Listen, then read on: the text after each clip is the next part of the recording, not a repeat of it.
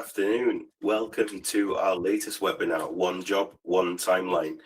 This webinar is specifically about the integration between Clarus and Qargo TMS. Just want to say quickly that we've had over 70 sign-ups today, so this is a bit of a record for us. Obviously, showcases it's our third or fourth time around now. People are obviously starting to get the message and start interested in the content that we're putting together, which is great. It also proves that the philosophy we're taking on board is really resonating with the audience. So specifically around how to use softwares and interesting connections is one of the things that we're focusing on, and it seems to be really landing with you, which is great news for us.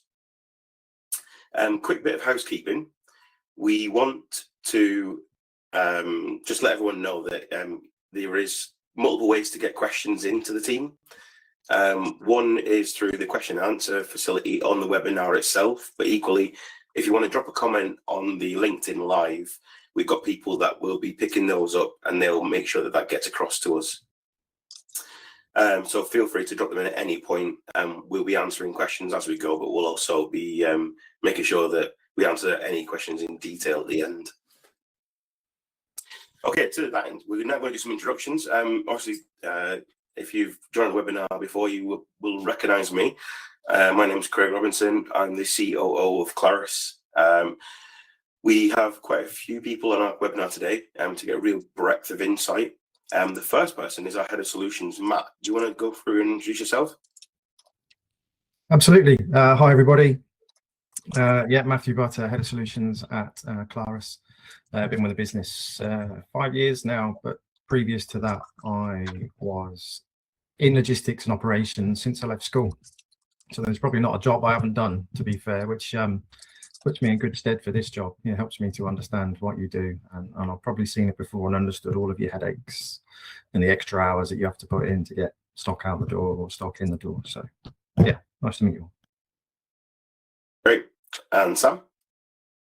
Yeah, so I'm the Business Development Director here at Qargo. So I've been with the business since we kind of started our launch within the UK, some 4 odd years ago now. Before I was with Qargo, similar to Matt, I worked within the industry, so much more operationally minded than I am technically so, and definitely seeing the on-the-ground effect of some of these systems and what it's like day to day, and what the actual impact this stuff actually has to the end user is. So always excited to see the new stuff coming out between all of us. Great. And then over to our shared customer, Connor. Hi, yeah, nice to meet everyone. I'm Connor. I'm head of IT in Road Truck Services and a bit of operations now as well. Previously, I worked in nearly most aspects of infrastructure IT, and now quickly moved over to operations. So I had the system side, and now I got the hands-on experience. And we've been using Clarus for the past 3 years, and Qargo for about nearly a year now at this point. Great, thanks, Connor. So we're going to open up with a bit of a structured panel questions just to kind of introduce the concept, and then we're going to move on to a demo from a live demo in a mirror environment. So just to open up, Sam, let's go to you. In terms of big picture, can you share why Qargo chose Clarus in terms of being the kind of facilitating the TMS and WMS as a single entity? Yeah, of course. So I suppose it starts from the conception of Qargo generally as it is, and the concept that sits behind us, and very similar with yourselves there at Clarus. I think from our side, we've kind of come into the industry with the goal to innovate and kind of improve the efficiency of everybody's operations through these old long-standing platforms like TMS. It's not a new concept, it's not a new system, nor is WMS, but we're taking a new approach on how that all operates. As a result, seeing you guys doing a very, very similar thing within the WMS space that we focus on very exclusively within the TMS space made a lot of sense. And I think oftentimes what you see is the best systems end up kind of getting to the same places over and over. So we over and over kept bumping into each other through shared customers or customers that were joined and had gone through similar go-to markets where they look at different solutions. So it made obvious sense to try and talk to you guys, and the more we spoke to you, the more we realized that the ethos you have as a team, as a business, is very, very similar to ours. And then naturally from there, through shared customer growth and shared business growth, we started to collaborate more and more. And that kind of brings us to where we are today, where we're starting to put the pieces of the puzzle together in terms of logistics and connecting more and more of these kind of core systems throughout transport and the broader picture. Yeah, I think that's one of the really strong points that you reinforced a few times there, is that it's not just a partnership. From a purely commercial point of view, we just kept bumping into each other. We ended up having a conversation out of need rather than anything else. We had a lot of customers that were shared, and then obviously the customer's need is critical to both of our kind of success. So it's great to see something like organically blossomed rather than being forced. Matt, you've obviously been in the logistics industry for years now. From a practical standpoint, how important is it to have your WMS and TMS fully connected? Well, I've been in it long enough to remember when we used to do transport planning on a bit of paper with a pencil and an eraser. And then numerous conversations between warehouse and transport of who's done what, where, and when is it going to be ready, is the truck back, etc. So having your systems that talk to each other and they talk to each other quickly means that it reduces the flow of that conversation. Everybody can see what's going on, whichever respective system you're using. You get from the WMS source of truth where the order is coming into, what needs to leave. The TMS immediately see what needs to leave and when. It can get planned and a truck added to it, and then that information gets fed back. And depending on what information you need, you can then via the WMS plan your work through the day. So you know what needs to be picked first, what needs to be at the bay first, because it's got to go travel the furthest, or you know what kind of vehicle it's going to be on what bay, your idea of the size of the order, and the capacity it's going to take on your warehouse resource, trucks and people and time. So I mean it's massive compared to what it used to be, and the requirement for ripping up a transport plan and starting again is virtually erased, which that headache is real for those that don't have the systems that talk to each other. And to be able to do it in a way that you put one lot of information. If you've got the interface that creates the sales order automatically, which sends to a TMS automatically, you've got one guy doing the plan, which sends the message immediately back to the system, and the system's configured in a way that it's standard process within the WMS. It takes the headache out of it. It takes the thought process out of it. You're just doing what you've already set up, tested, it works. Yeah, it can take a lot of that headache. It doesn't take all the headache away, because there's such things as traffic and containers not turning up at a port, etc., which you can't control, but they become exceptions, and you're only dealing with the exception. So 80% of your day, it just ticks along, and that's what it gives you. And that's a bonus if you're managing a large team or a large warehouse for that matter. Yeah, like you said, it's the main thing there is that it takes away the headache, but you can imagine the amount of hours, like man hours, that used to go into these processes that now is literally cut down to minutes, if not seconds. Yeah. Okay, so we've got a poll that's live, and the poll is: how do your WMS and TMS currently talk today? Is there no connection, some automation, mostly automated, or fully automated? What we're trying to get here is a real good understanding of the level of integration that people currently have, before we even start to showcase what Qargo and Clarus can do together. So if you've got a second, just jump in, and I would be really appreciative if you can jump in and engage with those polls, because it's going to give us a real kind of steer into how much we can show on this webinar. In terms of the next step, Connor, I'd like to bring you in. It'd be good to kind of understand kind of life before this kind of single rail approach, one job, one timeline approach. So you obviously lived through this transition, and at RTS, what were kind of the biggest operational headaches that you faced before everything, when it was all separate and siloed? Yeah, well, as you know, we lived through both the warehouse system and the transport system. So before we moved on to Clarus, we were a paper-based warehouse system. As you can imagine, it was very hard to track stock, have traceability, know what was where. And eventually, when we got with Clarus, it was night and day in terms of efficiency and picking. The biggest thing, and it still reigns true today, is since we've moved to Clarus, we have a 99.9% stock accuracy, and that's reigning true for 3 years straight. So we're looking to continue that, which, you know, looks great for our customers as a 3PL.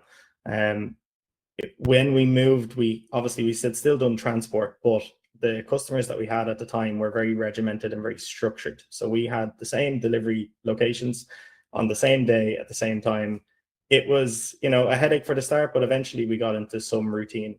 As we grew and new customers came on board, we started doing deliveries to one-off locations, and then it was our per transport team were working till all hours of the night. Matt made a very good point there of, you know, nothing worse than having a plan and having it ripped up by one order coming in, and having to start over from again. You were relying on Google Maps to look at it. We were relying on an Excel export from Clarus.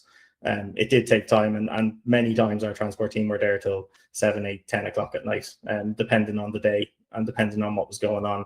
So when we managed to integrate with Qargo, we have a normal shift now. Our transport team have set times, and we can nearly guarantee every day they'll be out at that time because of how much time this has saved. Visibility from the order being created, having all the information readily available in Qargo, and then Qargo also double checking the address and reference it against Google Maps is a massive feature for us when we're doing house delivery locations or new businesses that have set up. So definitely having the two of them, we've seen the benefit in the 10 months that we've been using both linked together. And it was one of the requirements when we were looking at a transport system that we had something that linked into Clarus already. I was trying to avoid any export or manual intervention from the information coming from one system to the other, and we managed to find one, and it's been working great for us since. Our customers are overjoyed, and we can give them full tracking from the moment that stock went into the warehouse to the moment it ended up at that customer's door. We can give them a full timeline of every product, and that in itself is so important to us. Yeah, ideal. I think that's one of the things it's always nice to hear. But I guess, Sam, from your point of view, it's probably something you hear quite a lot of. Is it the same, the reduced headaches, increasing time capacity, also, you know, reducing that pressure as well? I guess the transport team, just like the warehouse team, usually they're probably one of the points of pressure in a business in terms of if something has to be done that day, you know, they stay until it's done. Exactly. Yeah. No, exactly. And having the teams work so closely together now, a lot of this system integration has removed any of the guesswork to where something has gone wrong. If it has gone wrong, you know, we can pinpoint exactly, was it, you know, they said they picked it and they didn't, or did we say it was going on a truck and it was there? We can tell straight away, and saving time on troubleshooting means you can resolve the problem. You know, that's all that matters to our customers. We try to give them the best customer service we can, and having the two systems and full traceability and also visibility of every step of the way allows us to do that. Perfect. And Sam, from a Qargo point of view, is that something you hear across the board? Yeah, it's something that comes up really, really frequently. I think something I always say, and to bear in mind, is none of us are here to revolutionize transport or warehousing, in the sense that, yeah, the actual action changes. You still have trucks on the road. You still need the shed with the racking and all the pallets moving around, but it's about streamlining and automating where the communication happens. I think all of us have walked around a conference hall now and seen all the different systems that people are starting to come out with that help in some capacity, but a lot of the times they're limiting if they're not talking, because you end up with 2, 3, 4, 5 different screens open, 5 different tabs, 2 different departments of your operation who can't accurately and efficiently communicate. Whereas once you bring them together, you have kind of best in class from a WMS side, best in class from a TMS side, and that kind of transition of information. Your end result is exactly what's been described there, which is this automation of less paperwork, more effective visibility across the business, and ultimately time saved, more effective, more efficient operation, and a lot more time back to the people that matter in the operation, and that always trickles back to a customer. Yeah, exactly. One of the points there you referenced, that, you know, we've all walked around an expo in our industry and saw everything, all the cool robots and automations, and it's a lot of little good things that happen in the industry, but equally there's quite a lot of them have high cost entry, and they probably, while they might improve a specific task, they tend not to be great doing upstream or downstream unless it's organized by that system. So, for example, automated racking looks great in principle, but realistically, they're not a software business; they're a hardware business. So the actual picking process is really quick. Getting data in and out of the system is where you lose all the time. So it's one of the things that's definitely coming in the future. But if we can get to a point where the systems that you are using right now are making your team efficient, you're going to get the most win quickest. Connor, going back to you, we're going to jump into the system now. Are you right to take us through the transition and show us an actual real life case of how something goes from a sales order through the planning process and into Qargo? Yeah, no problem. Let me just share my screen. Let me know when you can see that. Yeah, got it. Perfect. So just a couple of things to note before I show this. These are the two test systems. I have a test system in Qargo and I have a test system in Clarus. There's a slight delay on the orders coming in. I think it's about 3 to 8 minutes. But on a live system, it's about 20 seconds, if not quicker, for when the order gets generated. So just to note. And then also we have multiple customers importing their orders automatically into Clarus. For us, we use a combination of the API calls and EDI, which is kind of like an Excel import. We use them. We never really manually create an order anymore. It's all done through our customer systems, and that goes for receipts and goods coming in to the sales orders as well. So I'm just going to show you what a manual one is, but there's a couple of fields that I'm going to be filling out, and that's just because on the system side it replicates over into Qargo, and it'll make more sense when I show you in Qargo. So I'm just in our mirror environment here. I've gone into goods out and I've gone into sales orders. So I'm just going to hit on new here. I'm going to just put in a reference. We'll just call it order 116. We have Clarus as a customer now, so we must be holding their stock. We'll put the delivery date for tomorrow, and then we also have carrier codes that will determine a 48-hour or 24-hour delivery, or if it's some rural site. We have these agreed with our customers, so they can put these in and it will calculate for us. So let's just do next day delivery because it's the 28th there. For the customer address, I'm just going to throw in the Dublin County Council in Ireland here. Let me just manually type this out for a sec.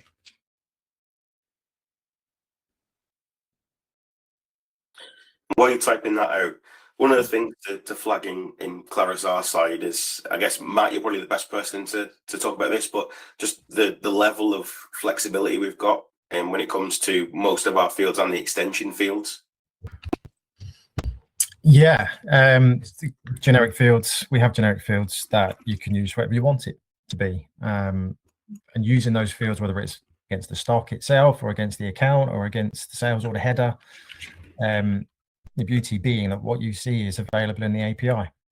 Because it's in the API, and obviously we connect with Qargo via the API, we can send anything and they can receive anything. So if you're doing something, I'd say weird and wonderful, different from the norm, we can use those fields and then we can send those fields, and Qargo can do something with those fields and then send something back in those fields if necessary.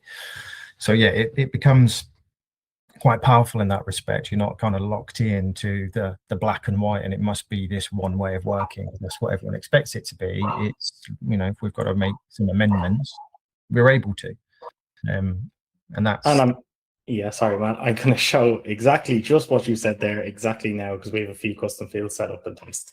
So one of them for us, we have a customer where it's very hard to determine a pallet size based on the units. It looks like it might fit on a pallet and then it ends up just overhanging a bit, and we need an oversized pallet. So we've used this load reference field, which will equate to the pallet spaces in Qargo to help with the planning. So we'll just put down 3 for this, and I'll show you that in Qargo. We're also using some of the custom fields that Matt mentioned.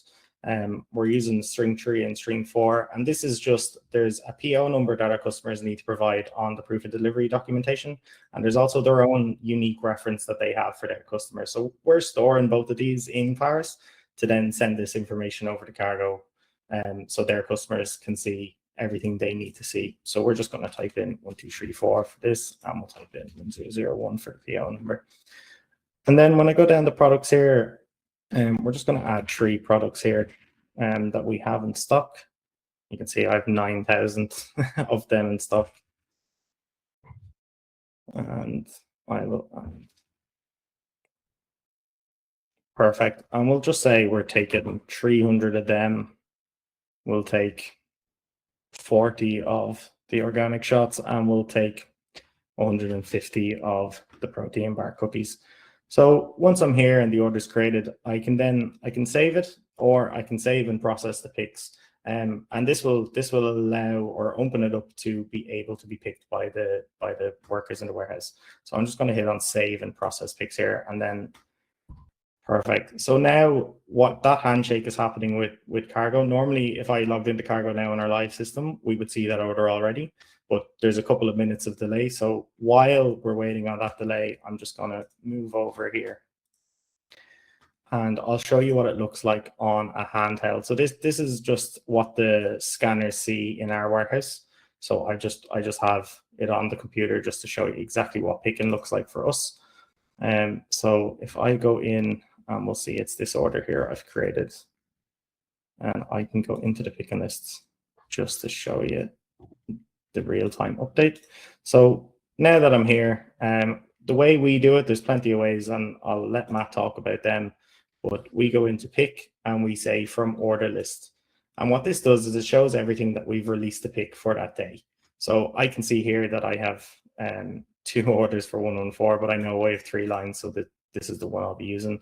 And we hit select, and then it's going to ask me to scan. So when you book in stock into Clarus, unique barcode per product gets generated, and this is what it's looking for to scan here. So this is a label that we have on our products that our pickers need to scan to say they're at the right product. So I'm just going to hit next, and it will generate one for me. The next step is then they have to go to this location. Again, we have a barcode on each location that they have to scan. So essentially, if you can imagine that I'm after scanning that, and I'll just put it in there, and then I'll hit next. And right here, you can see now I have the product code and the product description of what I need to pick. So on every product, there's a product code, which is another barcode. So there's 3 scans and 3 checks that are happening where we normally wouldn't have had that before. And if I just scan this, it's going to tell me how much I need to pick. So I know I have 792 and I need to pick 150. They come in boxes of 1,000. So we have our pickers manually take them out and count them. And then they're just going to enter in that they've picked 150.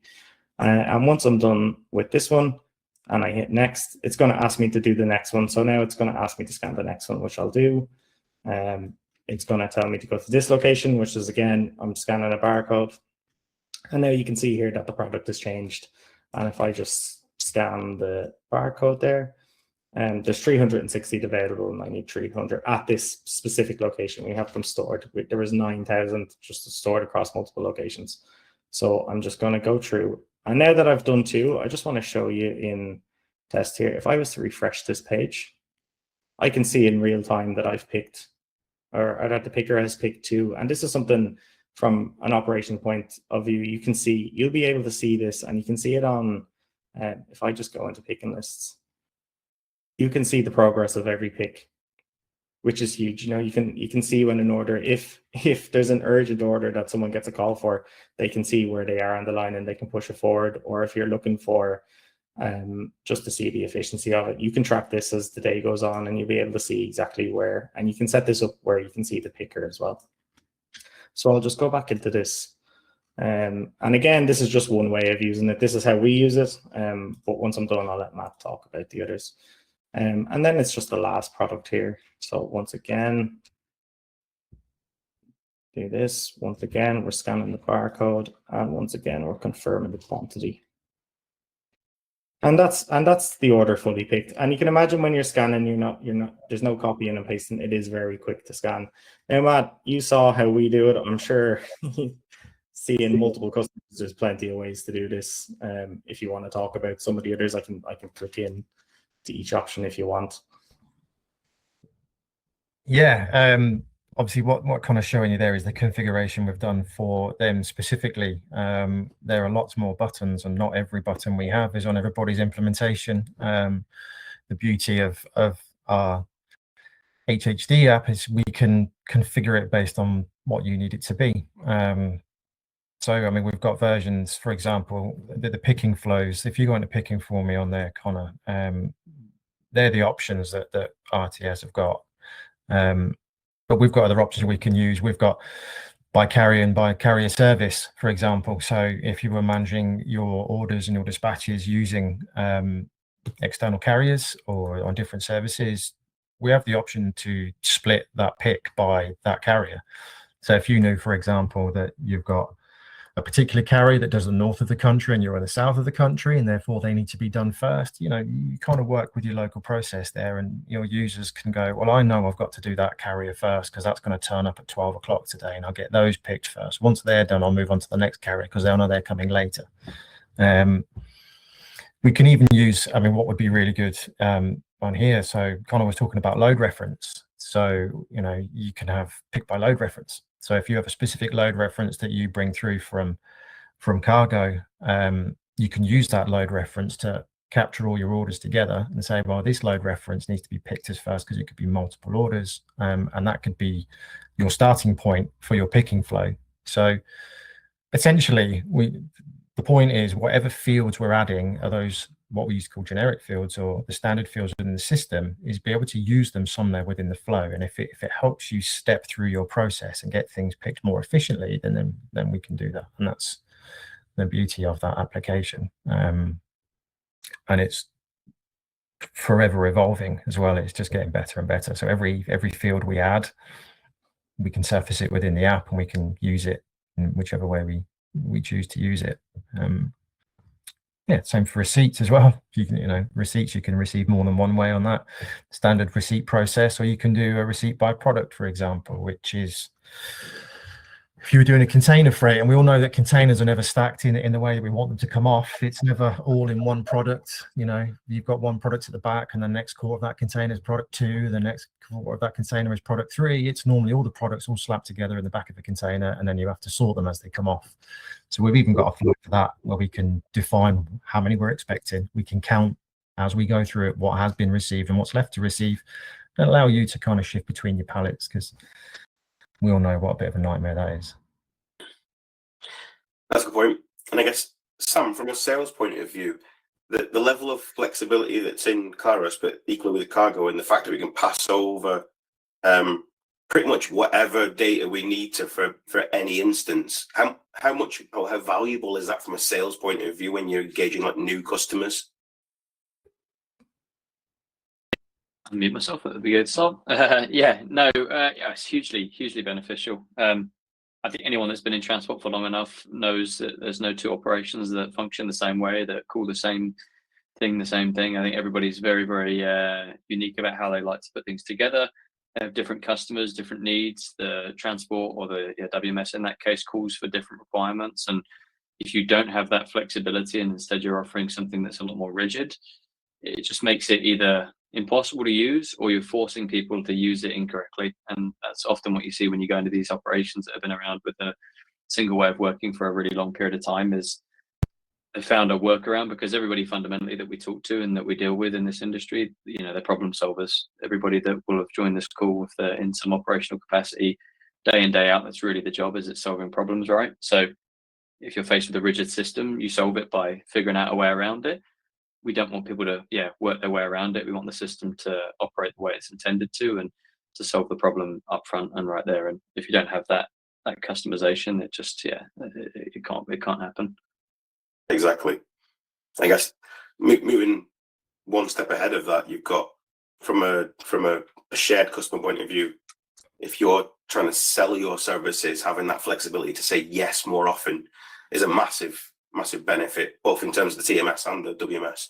If you know that you've got the flexibility on both sides to make sure that if a customer wants to have a certain process or a certain flow or extra checks, all of those things can be done, and gives you a real competitive advantage in space.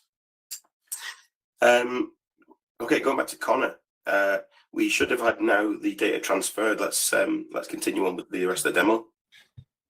Yeah, no problem. Let's just go back in. So let's have a look here. So this is Qargo, and this is what Qargo looks like here. You can see I have my orders here. And if I just go into order imports, I can see that order 1115 was created. That was actually 6 minutes ago. So there you go. And this created okay, and there was no issues with it. And if I go in here, you can see that it has the address here. just in the UK, it assigned, I must have typed in the error code wrong because it's assigned to the UK, but that's okay. I can fix that and I'll show you how. I just created one earlier just to showcase what happens if a customer puts in the address wrong.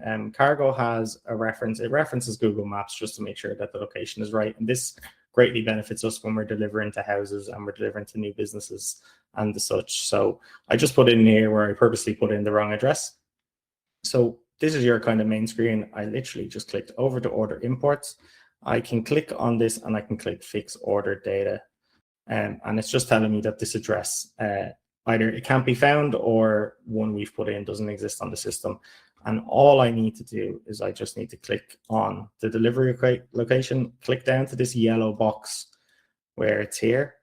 And if I just type in Crystal Air, it comes up with the address. So it's referenced to Google Maps and it populates the address for me. And then I can just hit save on this. So now I just double check that this is the correct address, which it is. I can see it on the map where the pin drop is. And this is what our drivers see on their app as well. And I can see that it's just around the corner from us. And if I hit save, that order has now been fixed and it's generated and I can plan it. So if I just quickly, so there it is there up at the top. So if I quickly jump into planning here, this is kind of where you live and breathe when you're trying to plan the routes.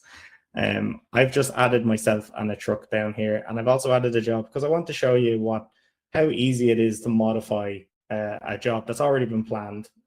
You don't have to scrap everything.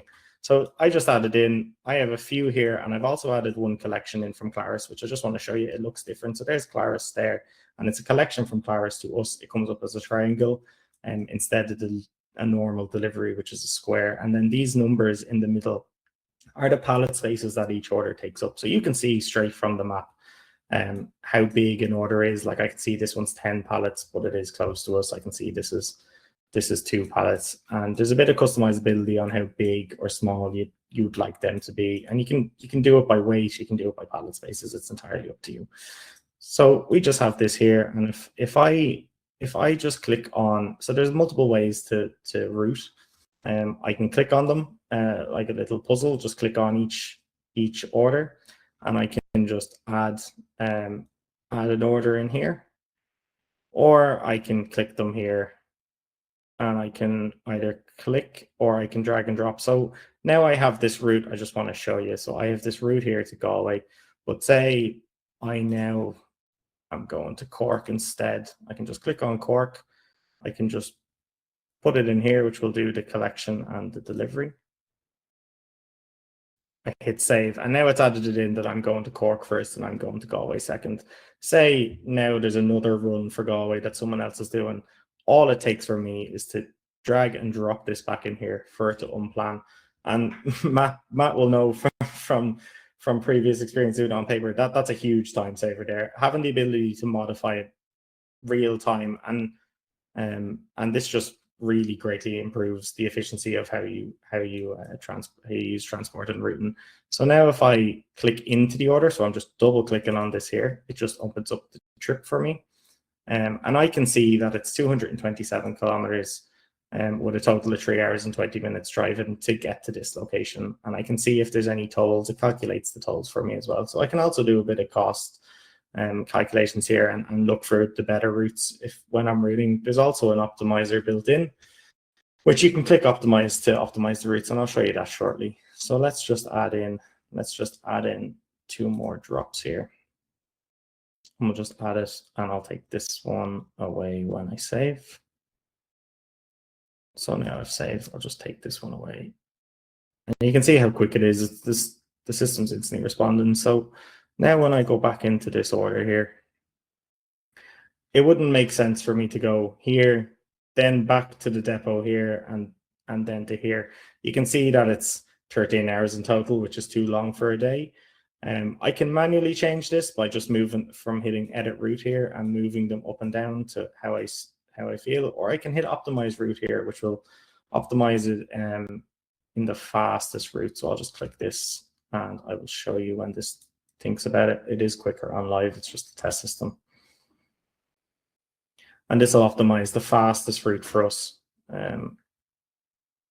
there you go. So it wants me to go to the depot, then to Cork, and then to Galway, and then I can just hit save here, and that route is now done. You can see it dropped to 11, which would be about right. I think it's 3.5 hours to here, and another 2 from up there. So, and that's how quick it is.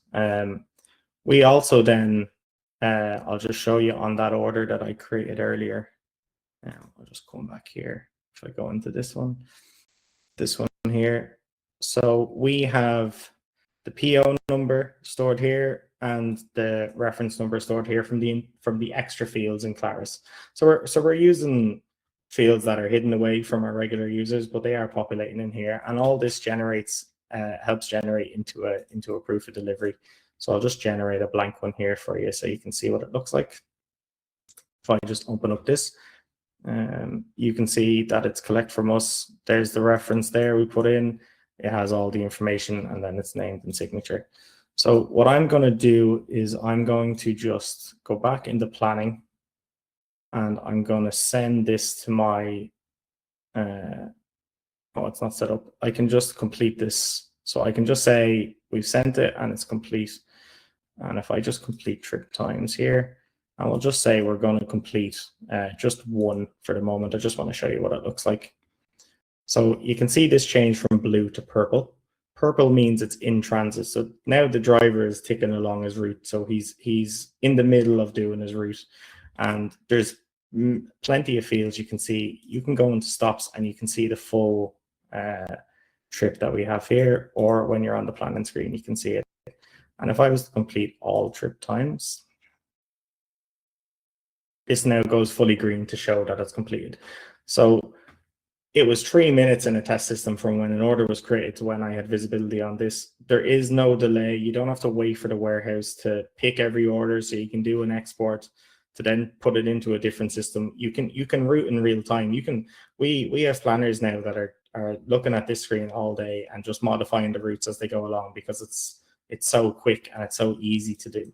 And we don't have to do it all after a specific cutoff time. We can have the routes done and easily modified within minutes if we need to, if something comes up that absolutely has to be done. And you can see here, there's a ton of filters the same. I can filter by, I'm only showing orders that are due this day, but I could filter by, I could show everything to see if we can get more deliveries on or whatever. And I can see down here that there's, if I just go into this trip, I'll just show you. If I just move across, I can see that there's 12 pallets in total on this order. So you can route very easily, and all this information came from Clarus. There was nothing I had to do in Qargo.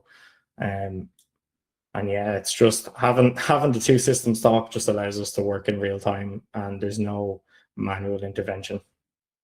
Great, that's the main time saver here.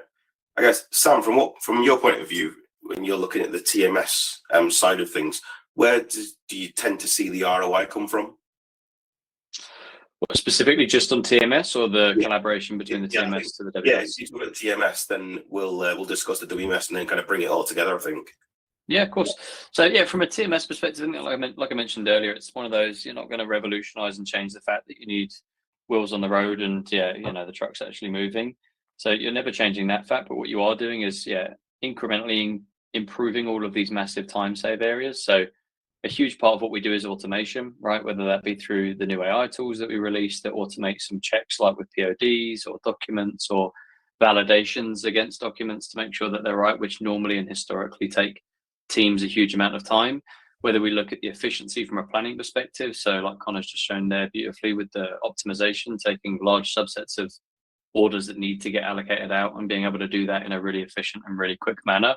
All of those are massively time saving, and they're also beneficial in that they're much more efficient, and they tend to obviously have less errors. And the benefit and downstream effect of that is your planners, the operations, the members of the team that get to obviously then work off of that now have the benefit of more time. I always use this phrase like panic planning, where people obviously come in, they normally have so much work to do in a day, not enough time to get it done. And so what they're really doing is just getting stuff completed, and they're getting stuff on the road and they're getting it delivered, which is absolutely fair. But they're not necessarily giving themselves that 2-3 hours in the day of breathing space where they actually get to sit and think, what's the best and most effective way to do this plan? Did we execute yesterday as well as we could have? Were there some things that we left that probably could have been done better? Or Had we had the time, would we have changed how we kind of actually executed the day? So those are all massive impacts that obviously I would say from just a pure TMS place we see. But then there's also the ancillary bit of connecting systems.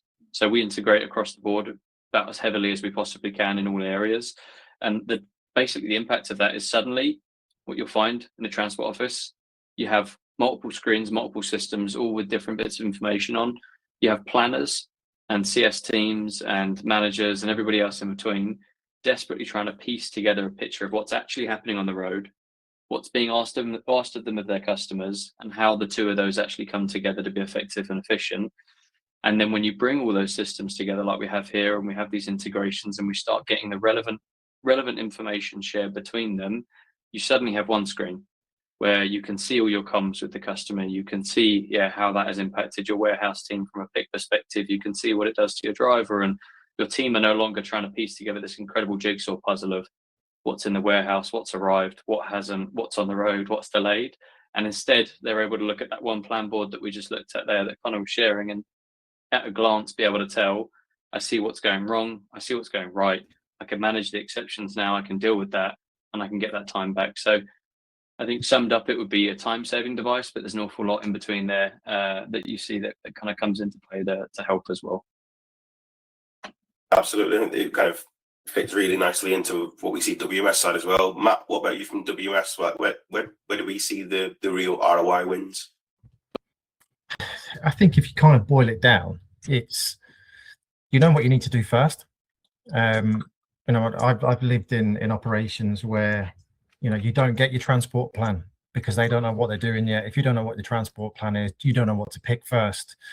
Do you put your resource into receipts first, then you run out of space on goods in because all of a sudden you get a transport plan. You didn't realize that 6 of your orders need to be done now, and you've just filled the space up with the goods in. And it's having that picture that enables you to really think ahead. So the quicker you can get a plan done, the quicker you get the information, the quicker you can act on it. And you don't have to spend hours, just like Sam said, you don't have to spend hours trying to work out what it is you need to do and what is going on. That information is with you quicker.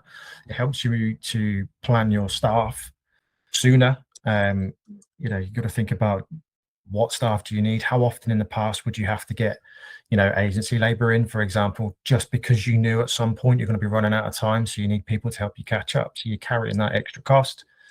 Can you do it in an efficient way where you manage with the people you've got? You can smash through your plan as quick as you can and get loaded on time, without the headless chicken aspect of who's doing what, where and when, what's going on, has it been planned yet, are there any late orders in? If it's a late order, how do we do that, and what truck does it go on? It's time.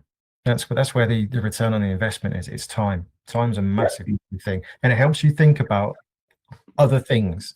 So the time you gain back in administration is, how do we make this better? How do we make it more efficient? So you're into change management, and managing by those inefficiencies and reducing that number at the top of your change management tree. That it allows you to do that without firefighting and trying to find the resolution to something that happened yesterday, and it happened the day before, and it happened the day before, but you're so busy you can't fix it. So they're massive wins for an operation. I guess bringing that into real life, what we're saying here is that TMS and WMS both have the ability to massively reduce the amount of time it takes to action, whether that be through visibility or automation. I guess, Connor, going back to a real world scenario, we've obviously seen how quick that flow looks like in a demo, and that's you discussing every point of it rather than just doing the job, which is ultimately much, much faster. But in terms of real world application, have you seen any kind of ROI on the two systems combining together? Oh, a massive one, Craig. We've gone, and Matt briefly touched on it, we've gone from reactive to proactive. We are now looking for the best way to improve. And before that, we never had time. I briefly touched on it earlier that our transport team, it wasn't uncommon that they were there till 10, 11 o'clock at night, just solving with the sheer volume of orders that we get. It just, we've saved so much time doing that. And also, there's a lot of things to be said for the two systems. Before, everything was pen and paper. If someone in the warehouse picked maybe the wrong color of the wrong unit or something. That could get to the customer before we know anything is wrong. And if a query does come in, we now have the ability to go, okay, transport can check it first. So they check, well, did the driver deliver it? Qargo gives you coordinates, which you can check for where the signature was signed. So, I've dropped it off here. This is where it was signed for.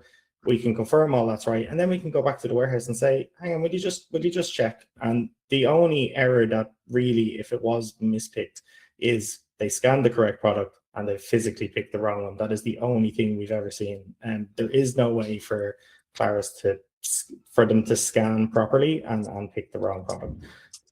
Like we've been able to improve the system from when we first got Clarus. We've changed it tenfold, and it's the same thing is happening with Qargo. Every week we're constantly improving or finding a better way to do it or becoming more efficient. If we hire someone new now, it's very easy to train them, and the system is very user intuitive, and it doesn't take long for them to be up and running and start planning if we need them to. Having that is a massive benefit, and not having to spend hours and time training someone for months on end to get used to a system that's so rigid and can't be changed just to suit the needs. We have to be adaptable. Our customers' requirement is that we're adaptable in an ever-evolving world where everything is constantly changing, especially in the tech world. Everyone wants their systems to talk. Everyone wants them to do a specific thing or handle the data a bit differently. And both systems can do that with ease. We have multiple flows for multiple customers, and it doesn't pose any delay in anything. We've improved on our pick and time. I mentioned the stock levels being 99% accurate. We've saved hours a week, where now we can look at improvement, and our customer service overall has improved. We can focus on the customer more. We can focus on the odd issues that come up, and then we can focus on how do we make it better going forward. And if there is an issue, we have time and the resources now to mitigate it with the same staff we had before. Yeah, one of the things you called out there is the the massive real world time saving, and where you can now apply that time that you've saved to to generate additional benefit. I guess one of the things that I know a lot of people that are on this webinar will be interested in is, like, what does that look like in terms of actual numbers? I guess we've seen the flow from a sales order through to executed in TMS. How long do you think that would have taken you before the systems were in place? Before, it was easily taken about 2 to 3 hours for us to gather and collect all the data. And then not only that, we had to then manipulate the data into a structure for another system. And we've easily saved half a day every day of 2 people doing this. So, you're talking about a 70% increase in efficiency in just their jobs where they needed to get data from one to the other. Now we can, we've been able, we had 1 planner, and now we have 3, and we can assign them to each contract now. So we have different customers. We give them an individual person because we have the capability to do that now. We didn't lose staff.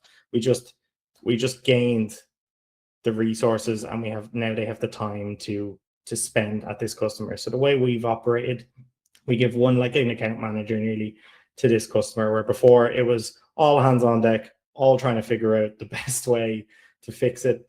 And yeah, easily a 60-70% increase. And that goes, the same goes for picking. Picking does not take long anymore with the scanners. You saw there on the demo when I was talking about it, you're talking less than about a minute to pick that massive order. When I was, doing it from a system, they're picking 100 units. They can take boxes of it at the time. They're not picking individual ones. So that in itself is another statistic. And then also our customer service, our SLA has gone up to about 98%, and we're constantly improving that.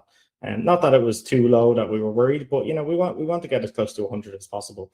And having the 2 systems has allowed us to fix the small issues that might go underlooked because we just don't have time.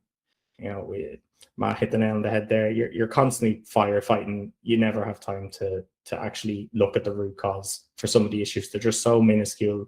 You fob them off for the next day, and then it happens again, and then it happens again.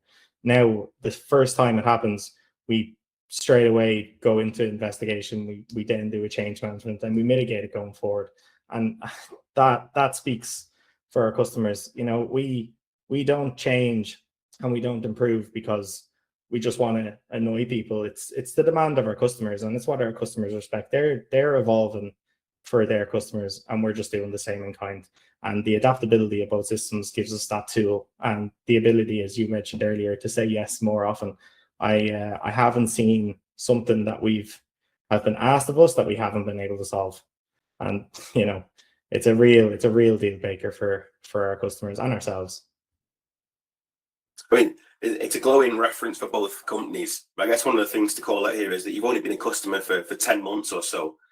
Sorry, you've only been live for 10 months or so. So I guess the main question that jumps out to me is, what would you say is the bigger benefit? It's probably a bit of a catch-22 question, but is it the improved internal peace of mind, i.e. you know you've got the backing of the system to be able to deliver more or to deliver to a better capability, or is it the perception and professional image that's generated by you improving your output? It's a bit of both, I would say. Having the two systems and being able to talk statistics on, you know, I can, if a customer asks, okay, well, we send you a product, how do I know where it's gone? And I can say, well, hang on, I can tell you the day it was received, who it was, the whole way to when we delivered that product. We never had that before, and having that and having the exact location where it was delivered, it looks really good. Qargo also have a customer portal. I know yourselves do. The customers can log in, but they have a customer portal where they can log in and they can see live statuses of the deliveries and stuff like that. And that's something now we can offer. And in a world where dashboards and everything is becoming more common and everyone wants a nice dashboard to give them their information there and then, Qargo has that. And, you know, we touch about it later, but Clarus is also working on that as well. So the professional image, it's a big benefit. It really is. And to have a system that we're not worried about, like I'm not worried about security because they're both software as a service platforms. I don't have to host anything here. There's no worry that, you know, if something goes down, it's going to be someone firefighting on my side to try and fix it. Having that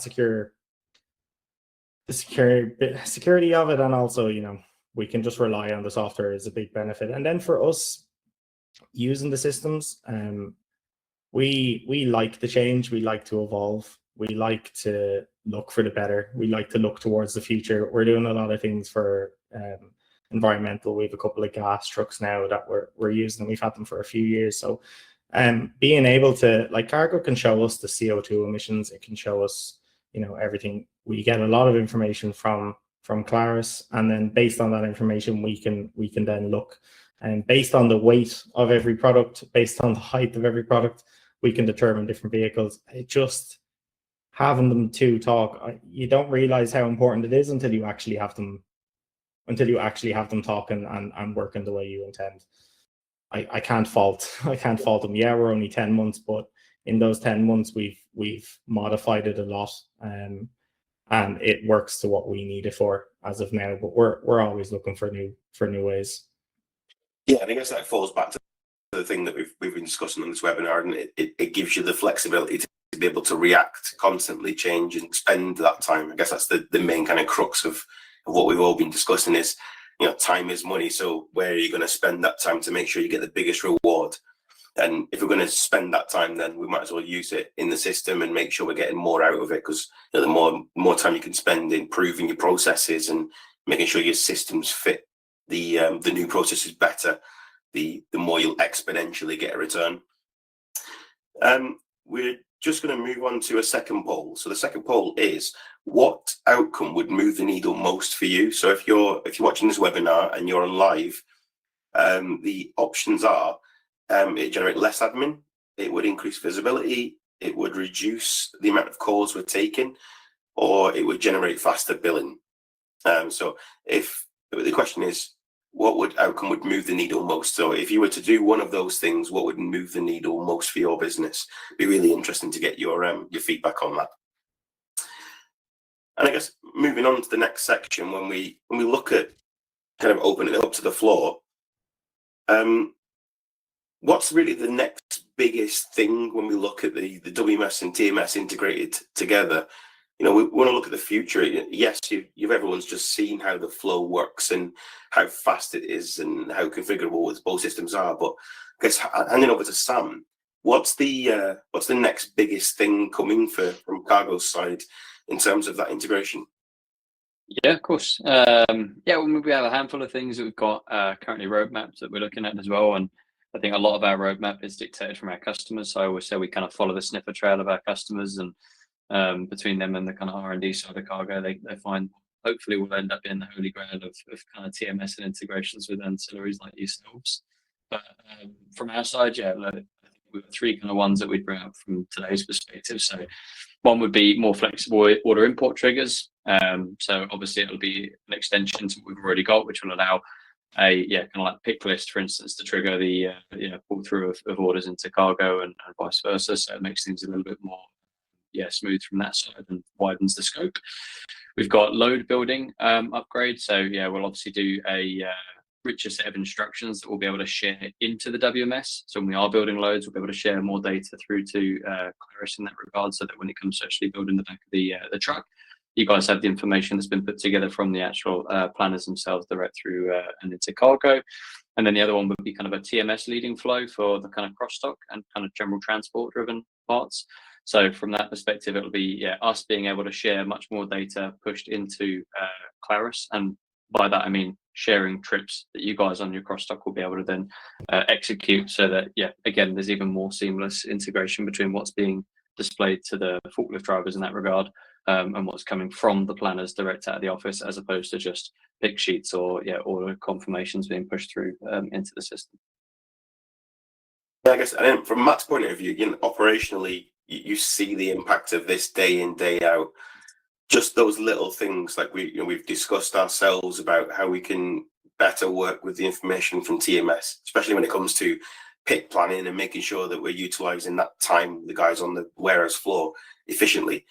What's the kind of things that instantly come to your mind when we look at those three integrations that Tam's just mentioned?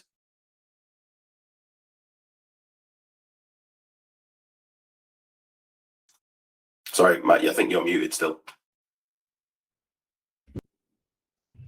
Apologies.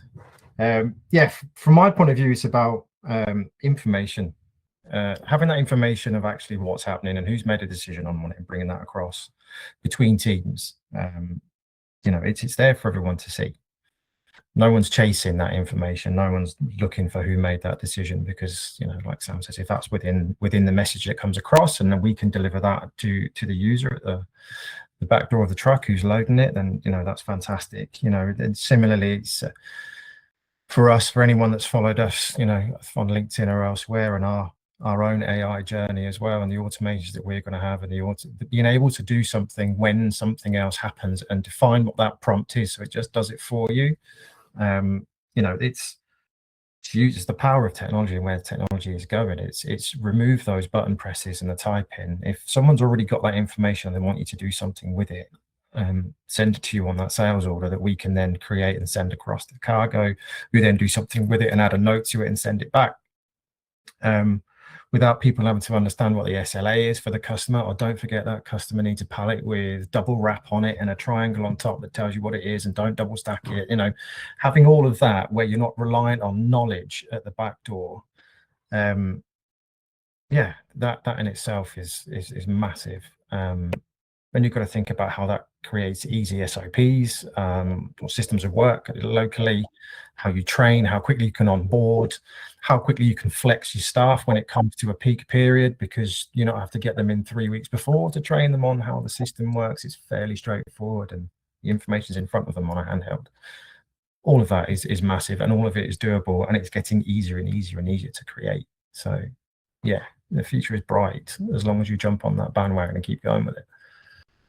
I love the transition there. Speaking of bandwagons, I know you made a really brief mention of it, but the AI, obviously Qargo have released their AI integrations, and it looks like it's been heavily adopted. Sam, how's AI transition work for you? Yeah, I think the AI stuff, it's a huge boom everywhere in everyone's life, isn't it? So it's an easy buzzword, but I think we're applying it cautiously, and very intentionally across the platform in all the areas that we know it's going to have the largest impact. So we're kind of going low-hanging fruit first and then expanding it as we go.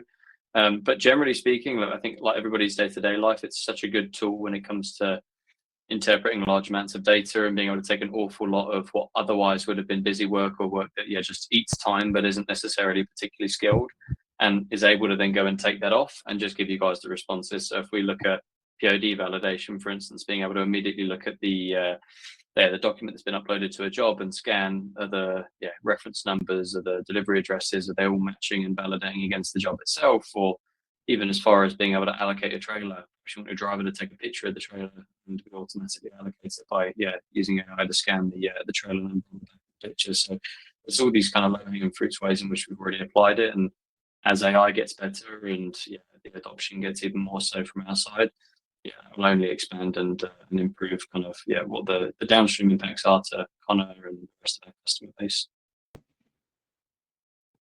It's one of the things where it's very easily banded around as buzzword, but it's how you apply it. I guess from our point of view, we've got this real focus on making sure that when we take our first steps into AI, that we are applying it in a way that is actually useful to the end user, rather than just adding a chat bot. Connor, you saw a really brief glimpse of our AI assistant that was it's in a testing environment at the minute. What do you think in terms of the initial impact? I'm just conscious that we've got not a lot of time left, but it's one of the things that we're going to focus on in the next webinar, and it'd be good to kind of give an introduction to people that might want to jump on and watch that one. Yeah, a big thing from what I saw is we've been asked a lot lately to report on KPIs, but more in depth than we have been.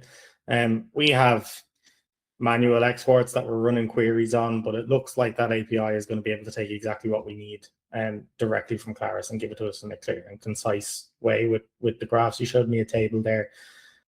Having that is going to be a big help to us because, as I said, we're exporting, I think, 4 or 5 different exports from Clarus at the moment, and then they're running through a macro to get the information that our customers have asked for. So if eventually when that does come and I do get to test it, and I'm hoping it's sooner than later, I'll be able to try that, and hopefully it looks, from what it looks like, it's just gonna hit the nail on the head, and I'm going to be able to report on everything we need. The other option there you were showing me, that I can create orders and things like that, that's going to be a big help. I know from looking at me there, it took only a couple of minutes, but if there was somewhere where you couldn't do that and you had to manually create, that's going to speed it up tenfold, and I'm looking forward to that. And just to touch on Sam, just a very good point in a real scenario Sam mentioned on the traceability of stock where and when, and the time saved. We had an issue where the wrong unit was actually packaged, not from our warehouse, but the wrong unit was actually from a supplier, was the wrong unit inside the box. And it took us maybe 10 minutes to go back to our customer and say, hang on, it's actually a manufacturing issue and not us. Before, how long are you going to spend looking? We were able to check that all the barcodes matched on the product, that the right product was delivered, that the scans were correct in the logs for Clarus. We were able to check everything. It took about 10, maybe 15 minutes for us to know for certain that this wasn't our issue. It was actually a manufacturing issue. So, you can imagine how long that would take normally. That's just a real life example when you mentioned it, just reminded me. Yeah, exactly. It's one of the things where, realistically, it's all about transparency. And if we can get that transparency and it gives you the ability to react quickly, and again, time is money. Right, we're going to move into our last section here. Just before we kind of call for the final questions on Q&A, we've just been looking through the poll data. We've got a really interesting couple of things that have come out of the polls. There'll be some things to look at. So Matt, Sam, it'd be good to get your insight into this. Does it surprise you that the answers to our first question, like how do our WMS and TMS currently talk today? So how does people's current WMS and TMS interact? 54% said no connection whatsoever. Surprising at all? Yeah, not surprising. You've got to think about the interaction between the two. We've just showcased how much time could be saved with that. If you've got to think about that half of the people that are watching this webinar currently aren't haven't got a connection in time, imagine how much money is sitting on that table that you could be, you know, utilizing right across your business. Really interesting one that came out of the first poll. The second poll, in terms of what outcome would most move the needle, again, I don't think it's a surprising result, but it'd be good to get you guys' feedback. The outstanding winner was increasing end-to-end visibility would be the thing that moves the needle the most. That's 55% of people voted for that. The second, in fact, everyone answered one of these two, but the second was dramatically reducing admin. I think it's basically what we've been talking about throughout this webinar. Doesn't feel like something that's out of the blue at all, but really interesting to see that people, you know, they obviously are aware that would move the needle. But there's a really interesting difference between the awareness of the problem and the lack of the solution when people are saying they've got no connection. Sam, I guess looking at your side of it, you obviously, from a sales role, you see this quite a lot in terms of engagement, but is this a common practice where people are aware of it and maybe don't have the time to put the fix in place? Yeah, I think people are aware of it. They know it. I think there's probably a handful of reasons why. A lot of it is timing.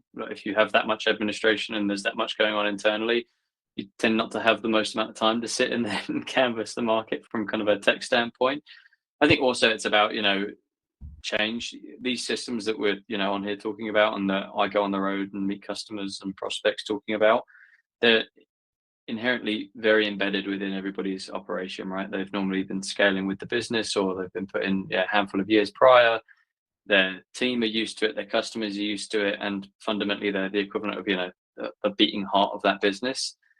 The idea of ripping it out, transitioning, changing, putting something new in is very scary, and change is pretty uncomfortable for everybody at all walks of life.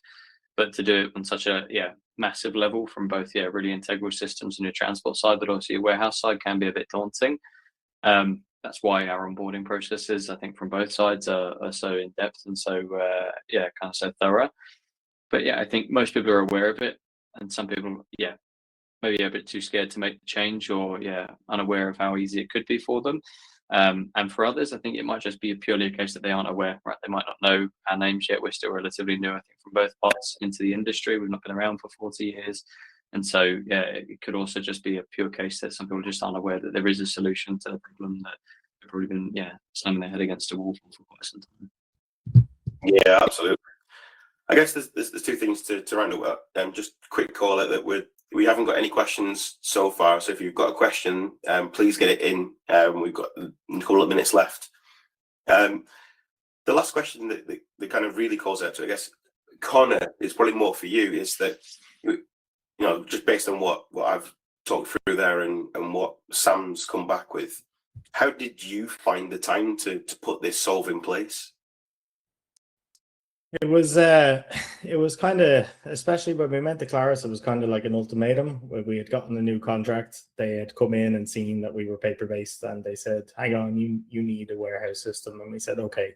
So we Road Truck reached out to myself. I'd done a bit of contracting work for them prior, and I was able to work with the warehouse manager at the time, and we were still using paper, but I think the turnaround from getting from paper to just getting a bare bone system that we could use, it didn't take too long. I think from when we tried to go live, I think we were 2 or 3 weeks before we had kind of fully had a system. It was tough. Everyone was on edge, new system, different way of picking.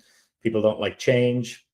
But we saw results instantly, and it prolonged this. And then the same thing, not really the same thing, but when we looked at transport systems, the business came to me and asked and said, do you have any recommendations? And I just sent a mail over to you guys, and I said, is by any chance, from a technical side, is there any transport systems that you integrate with out of the box?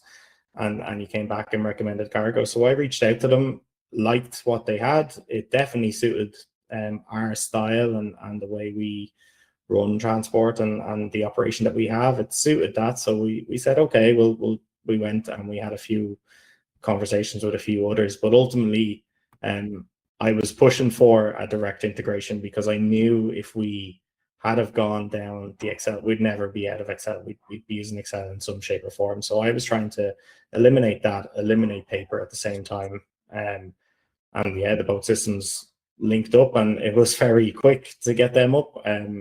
Qargo took relatively the same time. So it was tough. I'm not going to lie, they were short days. They were definitely long days, especially for me with just being the one there that had to learn both systems. But we done it, and you know, the results came in straight away. It wasn't, everyone got the grasp of how it was going to work. Training happened while we were going live as well, and there was a couple of webinars that our teams did, just to learn the system. And when we had real-time run-throughs with, you know, our warehouse manager and myself going through how to do certain aspects. So it was tough, I'm not going to lie. But as soon as we had them implemented, you know, it took the pressure off everyone, and that's worth its weight in gold. Yeah, exactly. Just two more points, I guess. The first one is just to thank everyone. You know, thank everyone for joining, but also thank you, Connor, Sam, Matt. Thanks a lot for your time. Second point and final point is that we are going to be having a live event in May. Clarus and Qargo are going to get together and do a live event, demoing how the softwares work together, but also to talk through any kind of questions. We're currently working on a physical space, but the date is the 27th of May this year. There will be emails going out, but please, if you feel free, the spaces will be going very quickly. We've already had quite a lot of interest. So as soon as you see those emails and those posts going out on social media, do sign up, come and see the system in place. So put that in your diary, 27th of May, and the location will be confirmed in the coming weeks. Okay, thanks a lot for your time, and we'll see you on the next one. See you later, guys. Thanks, guys. Thanks, everyone.